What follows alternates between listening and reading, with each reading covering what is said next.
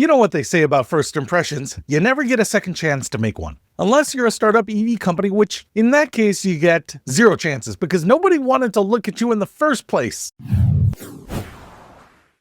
What's happening, Panda Nation? Peter Von Panda here. Today, I'm going to talk about the Tilo MT1. It's a brand new all-electric mini pickup truck out of San Carlos, California. Look, I want to be fair about this. There is genuine, bona fide genius inside of this thing. But there's also a big problem, a big open-wheeled, cab-forward, what the hell am I looking at kind of problem. And I've seen this movie before, we all have, and it doesn't end well. Let's start with what Tilo is actually doing right, because credit where it's due. The MT1 is on paper genuinely impressive. It's got a footprint of a Mini Cooper. Seriously, it's only 152 inches long. That is pretty tiny. But somehow they've crammed in seating for up to 8 passengers. A 5-foot truck bed that expands to accommodate full 4x8 sheets of plywood, which I also think is funny. Like, everyone is running out to Home Depot for plywood every weekend. I don't know, everyone keeps using the plywood examples, but anyway. Up to 350 miles of estimated range, which is pretty awesome. All-wheel drive, which is great here in the Midwest, and a 0 to 60 time in about 4 seconds on the dual motor version, which I couldn't really care about. There's 2,000 pounds of payload, which I do kind of care about, and 6,600 pounds of towing capacity, which I want to believe I'll use, but I probably will never use it. And there's a 20-minute fast charge from 20 to 80%, which a lot of electric cars have, let's be honest. That is, and I say this with complete sincerity, a totally fetch spec sheet. That is genuinely impressive engineering. It's in the footprint of a car your grandma drives to pickleball, but they've built something with the capability of a Toyota Tacoma, so it's pretty genius. But here's where it gets complicated for me. Bob Lutz, if you know who Bob Lutz is, he's basically the godfather of the American muscle car era. Former vice chairman of GM, he's the guy who greenlit the Dodge Viper at Chrysler. They called him Maximum Bob. I would love that nickname. The man smokes Cuban cigars and used to fly fighter jets for fun. He is the walking, talking embodiment of the idea that cars should make you feel something in your chest and maybe the crotchular area of your pants.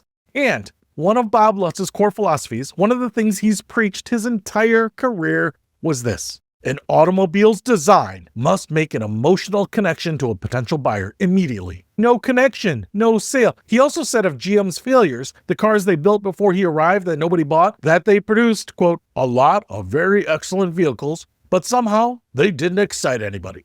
And his famous line about what he was looking at was that GM's products resembled, and I love this, angry kitchen appliances. He was kind of talking about the Pontiac Aztek, honestly. Anyway, I would like to introduce you to the Tilo MT1. Now look, I want to be careful here because I'm not just dunking on this to dunk on something. I genuinely think the people at Tilo are brilliant. I think they looked at urban density, parking, the absurdity of a 6'5" tall guy driving a 7,000-pound F-250 to pick up a 12er of Diet Coke at Costco, and they said, there's got to be a better way. And they're probably right. The concept itself is perfectly sound. But Lee Iacocca said form follows function, but he also produced some of the most brilliant looking cars of the 80s and 90s. And when you look at the Tilo MT1, the front of the truck is this flat cab forward face with the wheels hanging out in the open. There's no fender coverage, it's just exposed like the thing forgot to get dressed. The nose is basically vertical. There's a 14-inch crumple zone in front of the driver's feet, and I get the engineering logic of all of this. Putting the cab forward means more bed and less length. Open wheels might reduce aerodynamic interference with some configurations. That's totally fine. But here's the thing. Does it matter why it looks this way if nobody wants to drive it? And before you say I'm being too hard on it, I'm being a complaining bastard about it,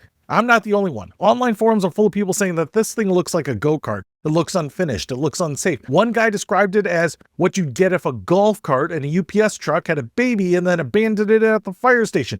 Okay, that was not a comment I found. That was actually me writing that. So, some vehicles are just polarizing, and that's okay. Polarizing can actually be good. The Dodge Viper was polarizing. The Nissan Cube, the Scion XB, they were all polarizing. The Honda Element was totally polarizing. The car looked like it was built inside a cargo container. People bought those because they were so ugly, they were cool. There's a whole category of vehicles that earn cult followings because they're weird. They're committed to the weirdness, like a guy at a party in a velvet blazer. You might think he's insane, but you remember him, and he probably took someone home that night. Listen, the question is, does the Tilo MT1 fall into that category? And I don't think it does. Here's why. The whole cars that are so ugly they're cool thing tend to have some sort of visual personality about them, some sort of charm, something intangible, something that makes you go, okay, I don't understand this, but whoever designed it clearly had some sort of vision. Think of the original PT Cruiser or the Fiat Multipla, even the Cybertruck, love it or hate it. You know exactly what they were going for, and a bunch of people went absolutely feral for it. The Tilo MT1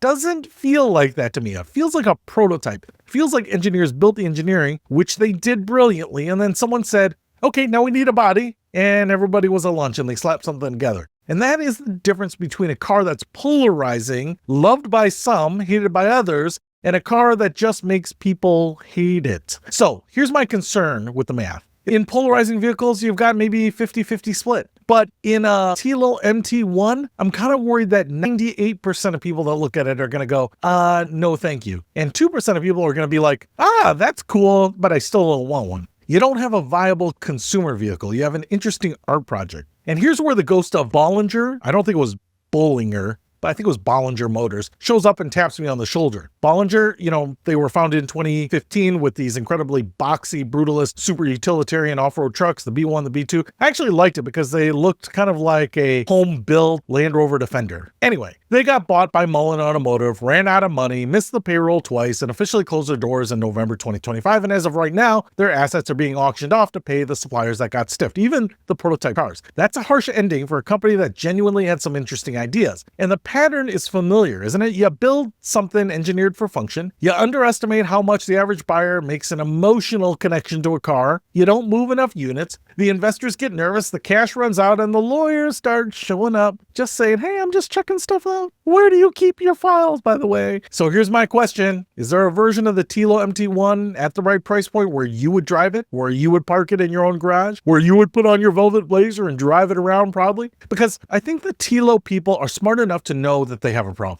The Supercar Blondie piece on them literally quoted Tilo saying, their truck is designed to get people to road rage at you rather than sue you. Their words, not mine. Because it's so small, I'll just get yelled at instead of causing an accident. Anyway, that's a genuinely weird safety argument. But it is also maybe the only time in automotive marketing history that the pitch has essentially been, people will hate looking at it, but at least when they hit you, you'll be fine because we engineer it right. Right? I mean, it seems like the look is a choice. And I hope Tilo figures it out. I really do. The concept, the genuinely practical, compact, capable EV truck for urban environments, that's a market that exists. I'm in that market. There are millions of people like me who want that truck capability without the footprint of an aircraft carrier. And if Tilo can survive long enough to make that offering available to someone like me by covering up those front wheels, giving the nose a little more of a nose job, and find a way to make it look a little sexy, they might have something. But as it sits right now, the engineering is brilliant, the execution is brave,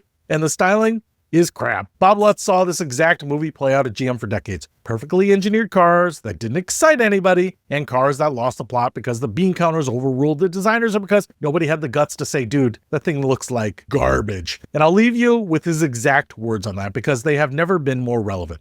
A vehicle with a single-minded focus on absence of things gone wrong will fail miserably if it is dull, unexciting, a dog to drive, and ugly. The Tilo MT1 is not dull, it's not unexciting, it's probably not a dog to drive, but I do think it's ugly.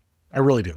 The engineering team deserves a standing ovation. The design team needs a critical and helpful conversation because the graveyard of brilliant EV startups that didn't sell enough cars has a lot of graves in it right now. And I would genuinely hate to see them join that list. Peter Von Panda, out.